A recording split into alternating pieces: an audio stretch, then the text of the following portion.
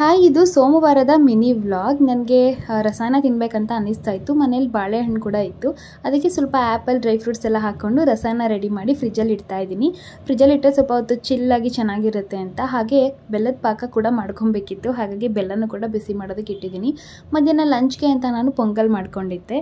ಹಾಗೆಯೇ ಇದೊಂದು ಬೆಲ್ಲದ ಪಾಕ ರೆಸಿಪಿನ ನಾನು ಆಲ್ರೆಡಿ ಯೂಟ್ಯೂಬಲ್ಲಿ ಶೇರ್ ಮಾಡಿದ್ದೀನಿ. ನೀವು ಸರ್ಚ್ ಮಾಡಿದ್ರೆ ಸಿಗುತ್ತೆ. ಅದನ್ನು ಈಸಿಯಾಗಿ ಹಾಕೊಬೋದು, ಕಸ ಎಲ್ಲ ಇರಲ್ಲ ಅಂತ ನಾನು ಈ ಥರ ಮಾಡಿ ಇಟ್ಕೊಂಡಿರ್ತೀನಿ. ಹಾಗೆ ಈವ್ನಿಂಗ್ ಆಗಿತ್ತು, ಸ್ವಲ್ಪ ಅಡುಗೆಗೆಲ್ಲ ಪ್ರಿಪ್ರೇಷನ್ ಮಾಡಬೇಕಿತ್ತು. ಇವತ್ತು ಬೆಂಡೆಕಾಯಿ ಸಾಂಬಾರು ಮಾಡೋಣ ಅಂತ ಅಂದ್ಕೊಂಡಿದ್ದೆ.